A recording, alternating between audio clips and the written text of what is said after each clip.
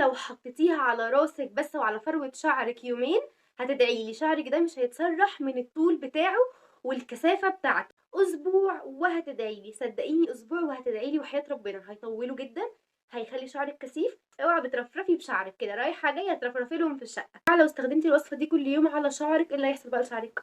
هيطول، هيتقل. جربت وصفة حرفيا يا جماعة في اسبوع وحياة ربنا والله العظيم مش بكدب، انا شفت فرق في شعري وخليت صحابي كمان يجربوها والحمد لله جابت معاهم نتيجة. وطلعت لهم بيبي هير صغنن في فروة راسهم، فبدأ ان هو شعرهم بقى يبقى كثيف اكتر، وكمان طولت لهم شعرهم. فحسيت بقى ان انا عملت اعجاز وانجاز علمي والله العظيم احتاج عليه تسقيفه منكم. ليه؟ لان انا قررت بجد ان انا هقول لكم ايه اللي انا عملته. ورقه وقلم بقى يا ست الكل واكتبي معايا. رحت عند العطار وقلت له اديني ب5 جنيه اول حاجه حبه البركه. شايفين حبه البركه ادي شكلها. وقلت له اديني ب5 جنيه اكليل جبل ورق لورا اللي هو بيتحط على الاكل عادي. وقلت له اديني ب5 جنيه قرنفل اللي هو شبه المسامير ده. وبصله من عندي، بصله كده الحجم ده حجمها صغير. والخلطه اللي احنا هنعملها هتكفي معايا ازازتين من دي. نجيب طبق وهنحط فيه معلقتين صغيرين من القرنفل اللي هو شكله ده، ادي معلقه وادي معلقه. وهحط عليهم معلقتين من اكليل الجبل ده شكله يا جماعه اهو من قريب، ادي معلقه وادي المعلقه التانية. اهم حاجه ان الكميات تكون متساويه عشان النتيجه تطلع مظبوطه.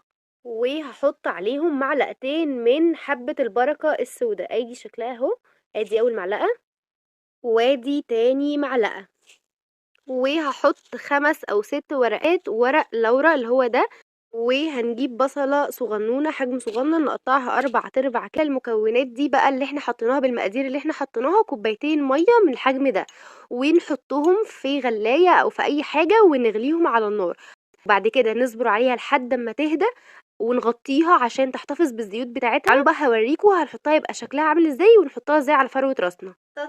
جينا تاني بعد ما عملناه. هو هنا لونه اصفر عشان البصله مش حمرا قوي، بس انا اوقات لما بحط بصل لونه احمر فبيعمل لون احمر.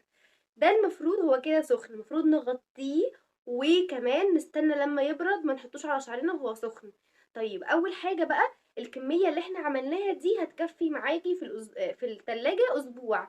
اكتر من كده بلاش، انا مش عارفه المفروض تكفي اكتر من كده ايه، بس اوقات لما بتقعد اكتر بيبقى ريحتها مش حلوه. انت شمي ريحتها دلوقتي وقارني كمان اسبوع. طيب مبدئيا يا جماعه لو استخدمتي الوصفه دي كل يوم على شعرك ايه اللي هيحصل بقى لشعرك؟ هيطول، هيتقل. بس حاجه طريقه الاستخدام بقى، تعالي بقى هقولك ايه طريقه الاستخدام الصح. بعد ما يبرد هتجيبي بخاخه وتحطي فيها الحاجه اللي احنا عملناها دي او المكون اللي احنا عملناه ده، وتحطي على دماغك صبح وليل. نسيتي حطي مره في اليوم قبل ما تنامي. واهم حاجه انا مش هقولك بقى اعملي مساج 5 دقايق عشان احنا بنزهق، والله احنا كبنات بنزهق، ولكن انا هقولك اول ما تحطيه بس اعملي بس كده بصوابعك في فروه راسك عشان يعني يخش اكتر في البصيلات بتاعه الشعر بتاعتك. اسبوع وهتدعيلي، صدقيني اسبوع وهتدعيلي وحياة ربنا هيطوله جدا، هيخلي شعرك كثيف. لو استمريتي عليه 3 شهور بقى، يعني انا بقولك اسبوع وهتدعيلي، لو استمريتي عليه 3 شهور بقى اوعى بترفرفي بشعرك كده رايحه جايه ترفرفي لهم في الشقه، الطقر الرفراف بتاعنا. فالمهم ان احنا نستمر عليها وصدقيني هتدعيلي. الوصفه دي انا جربتها بجد ونفعت، فما تنسوش اللايك والسبسكرايب. وبس كده، يا رب تكونوا استفدتوا.